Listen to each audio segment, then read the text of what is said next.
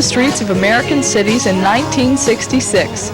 You've seen them on corners dancing and chanting Hare Krishna, or peddling their literature in airports.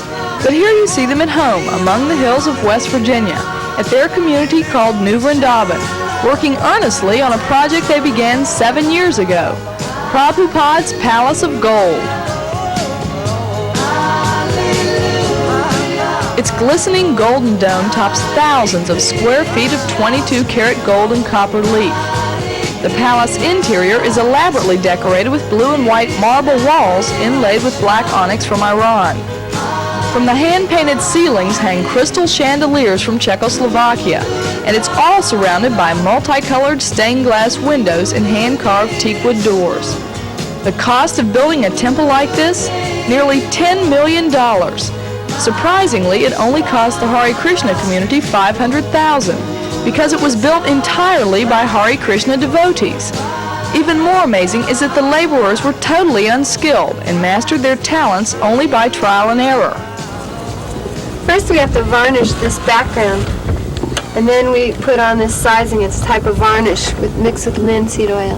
Then we apply the copper, and then after the copper's on, we put 2 more coats of varnish over it to protect it.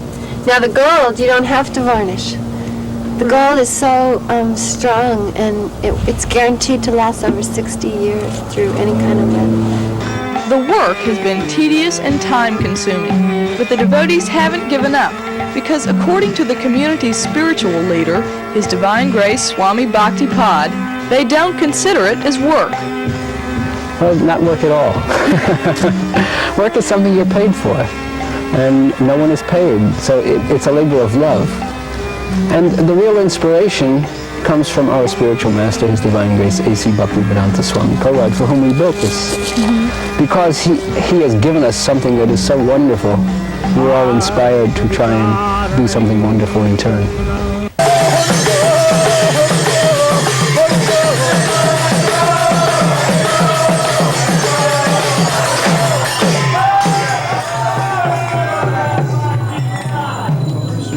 It is a place of worship. Of course, we are honoring our spiritual master, but this is not that we're honoring a man or that we're worshiping a man.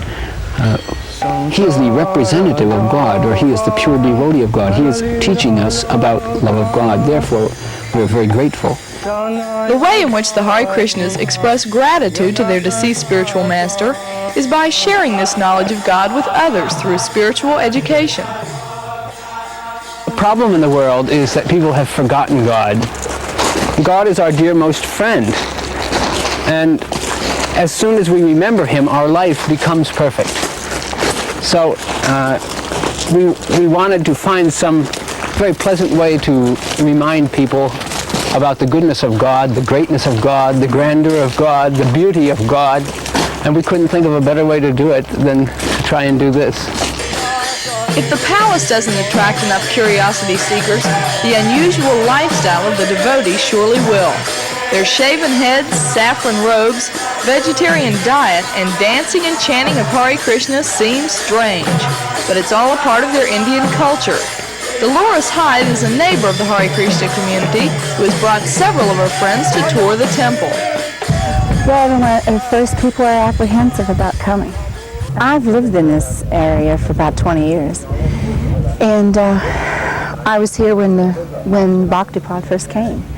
And, you hear all kinds of stories and everything, but I really wasn't aware of the temple until I went looking for my children one day, and I rounded the turn, and there was the palace. And it takes everybody by surprise, I think, when you see it. Do you ever have any fears or doubts that you could bring someone up here and that they would be coerced into doing something, joining this community if they didn't want to? Or do you think it's that kind of a... No, I live on a main road. And I have to say that I'm more fearful of the people that live near me than I am of the Krishnas. Whatever tourists' attitudes are towards the Hare Krishna movement, they certainly can't deny the perseverance of its talented devotees, symbolized by this architectural miracle. And they've only begun. The far-range plan is to construct a religious theme park called Krishna Land. This Disney-type resort will include 7 more temples.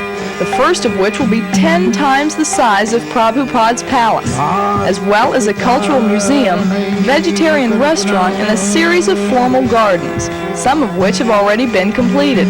What about the future? Well, we hope it's a very exciting place, and we hope it's a very spiritual place, a place that one can come and they will enjoy their visit, but at the same time they'll take away some real knowledge. How far away have people come from to visit you here? From all over the world. Really? Just today someone came from Kentucky.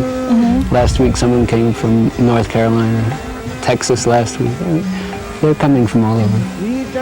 What is their initial feeling when they come up here? The most common comment when they come up the stairs is, "Oh, I feel like I'm in heaven." Why West Virginia? Why did you bring your community here or begin West Virginia is almost heaven. Right. That's what made me think of it. West Virginia is almost heaven, but this is heaven. Dave will be back in a moment with a look at the PM magazine departments.